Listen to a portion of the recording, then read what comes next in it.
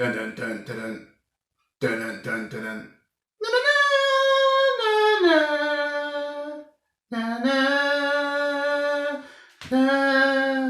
Alright, enough of that bullshit. Okay. As you can see, I'm a Terminator fan. So, today we are reviewing Terminator Dark Fate. Terminator Dark Fate is the sixth film within the Terminator franchise and is a direct sequel to Terminator Judgment Day, a deadly new and highly advanced Terminator. A Rev 9 travels back in time to hunt and kill Danny Ramos, living in Mexico. An enhanced super soldier from the future and a battle-hardened take no prisoners Sarah Connor cross paths to a T-800. All four protagonists must do everything in their power to stop the lethal killing machine that is the Rev 9 and ensure the safety of Danny Ramos and all of mankind. So, the screenwriters for this project, there's a bloody long list of them, James Cameron, Charles H. Egley, Josh Friedman, David S. Goyer, famously known for helping the screenplay for the Dark Knight trilogy, Justin Rhodes, Billy Ray, who funny enough was in Gemini Man, which is a video just currently done, and based on the characters by Gale and Hurt. So, we are going to be having the meat and potatoes on this channel. We're getting in deep with this.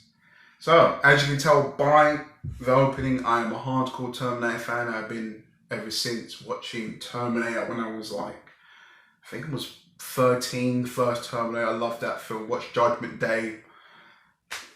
Loved it even more. Loved the and then the franchise notoriously has taken a dip in quality since Rise of the Machines.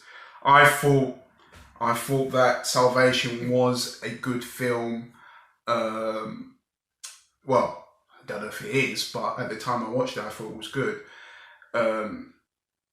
And Genesis was, I don't know. So, it's been a bit of a roller coaster, hasn't it? So, I have to say this. So, this is a mixed bag. Now, if you've seen the film, you would know what happens within the first 5 minutes of the film. I was in complete shock. Now, there's definitely going to have to be a spoiler video to talk about this. In a weird way, in a kind of two-dimensional way, I felt like it's weird. This is a weird film, a very weird film, because I feel like the writers created a three-dimensional character out of Sarah Connor, and I think Linda Hamilton was great in the film with the source material she was given. I also thought, and also in a weird way, that Arnold, this was very strange film.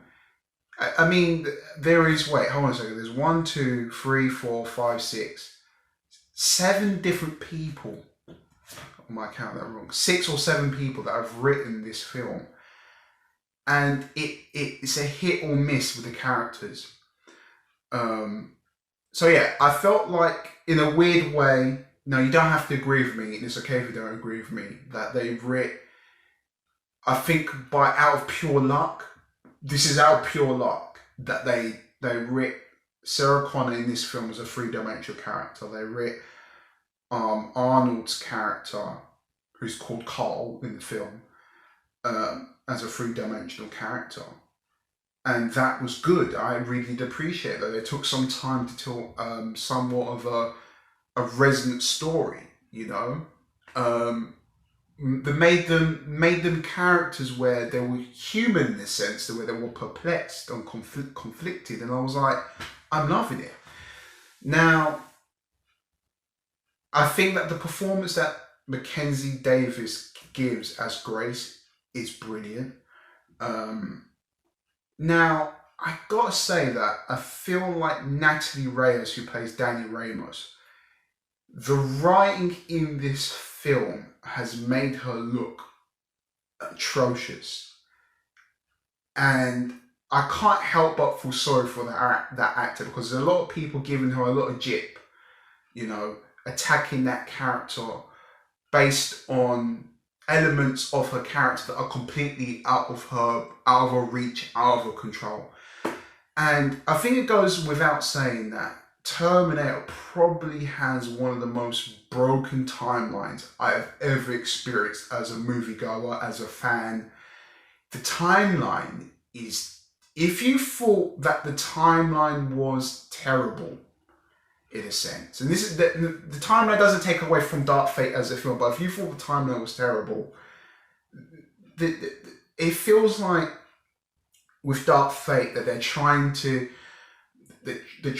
dig themselves out of a hole, and where this film lacks and where it fails is, had there not been flashbacks in this film, in a very weird way, had it not been there whatsoever, I think then people would have then been like, okay, you know what, like, okay, now that they've kind of cleaned up the story and they haven't alluded to anything else, I'm ready to see where this character is now and where she will go, without giving anything away, because there are a lot of she's, we have female characters that are putting it all on the line, and I respect that, and they're doing a great job. So if they had never have actually alluded to any flashbacks, this film for me would have like skyrocketed. It would have been the penultimate, and then I would have felt like, okay, well, now we can start having these debates, these discussions. Is Dark Fate better than T1? Is it better than T2? And if the flashbacks weren't there, then people are actually then allowed, in my eyes, to have that opinion if Dark Fate is actually the best Terminator film. But because they cannot, the writers these writers, I'm sorry, but the writers do not have, number one, I feel like nobody really understands, not even the writers of Endgame have a real concept of what time travel is. I don't have a concept of what time travel is. I'm pretty sure they don't. And I'm going to have to talk about this more in a spoiler, but James Cameron talks about, who was the producer and screenwriter and story for this film, he believes that time travel is a butterfly effect. I don't know, but I just see that as a simple cop-out to tell a different story. It just seems too simple whatsoever. And there's so many plot holes when they try to go back in time, like there's lines like Grace's character saying, if we don't save you, then everybody dies. I'm not registering, because none of the things that she's alluding to that's happened in the future, we don't even know if it really does happen. So there are a lot of mistakes coming to the writing, and I also feel like they missed a lot of opportunity to actually see. I would have been rooting for Daniel. I would have been rooting for Danny Ramos had they had. They missed a very crucial part in the beginning of the film.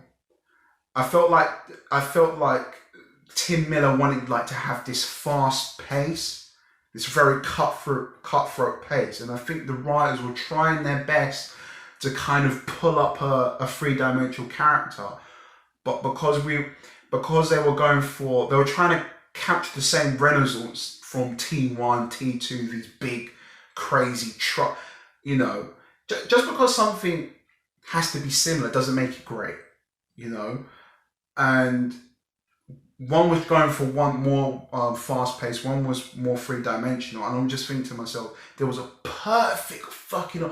I would have relished as a writer in that moment. I would say, no, this is going to be the moment where we're going to have the audience really root for her and show the audience that Danny can be a character that can admire things other than herself. They've done a good job of the camaraderie between her and her brother. Well done, writers. There's your first brownie point. But they then should have had her kind of showing how clever she is in the profession that she's doing. If you've watched the film, you know what profession she does. And, just showing her, not kind of like flashing it in your face, but it's almost a thing of that, oh, okay. Oh, that makes sense then, because she was good at this, but then she ended up over here. Okay, I get it. But because there isn't that scene in the film, you look at it and you go, well, that isn't believable. That's not believable whatsoever.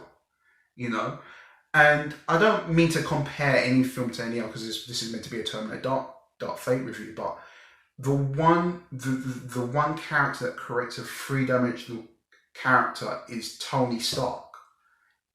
I mean, if you're a writer, I would suggest anyone just watch those films and just look how clever his character's done. What is he doing when he's not fighting crime or what the case might be? They show how clever he is at the profession he's doing, and that only gives the audience more material to like him further than him blasting people into Kingdom Come. And that's what the film was missing. There wasn't enough relatability with Danny Ramos, I felt. And had it just been there, then I feel like all this negative press and everything would be totally different. People would be really rooting for her, but they missed it, man, and it annoys me because the action in this film is fucking top notch. It's brilliant. The action, Jesus. The fight scenes are brilliant, and the last 50 minutes of this film, that fight scene. I'm gonna go watch the film again just for that fucking fight scene because it was brilliant. I've never seen a more brutal fight than that. It was epic in the sense of the fight scenes. I feel like the one person that I feel that's been given a disservice, if anything, is Tim Miller, because he's given these great action set pieces that you really want to root for, and yet we just get another very shabby script, to be honest with you. But I guess I will be having to do a spoiler talk video. But yes, so now here comes the. This is a hard one. This is a hard film to rate because I am a fan of Terminator. Well, at least the first two films. So, this is hard. I would have to give Terminator Dark Fate a 6.5 out of 10. I really, really, really wanted to give it a 7. I really did. But again, they messed it. They messed the whole continuity and context of the flashbacks. And it really annoyed me. I'll go more in depth about it in a spoiler review for Terminator Dark Fate of why it's drove me up a wall. But yeah, guys, this is a good film. I recommend it. Regardless of what the hardcore Terminator fans say, if you go and you pay your ticket, if you go watch it in IMAX, you go watch it in iSense 2D, which I did, which was my first kind of experience in iSense. You can get at the Odeon. It was a great experience, or Dolby Cinema if you can. There's only one in Leicester Square, but if you've got the time, make a trip of it. Go down there, see the film in the best quality that you can. But yeah, I recommend this film. I really do. I think the cast done well. I just think there's some problems here and there, and I really did enjoy myself with this film. So Like, comment, subscribe, share this video, it really helps the channel out. And next on the channel will be a Doctor Sleep review.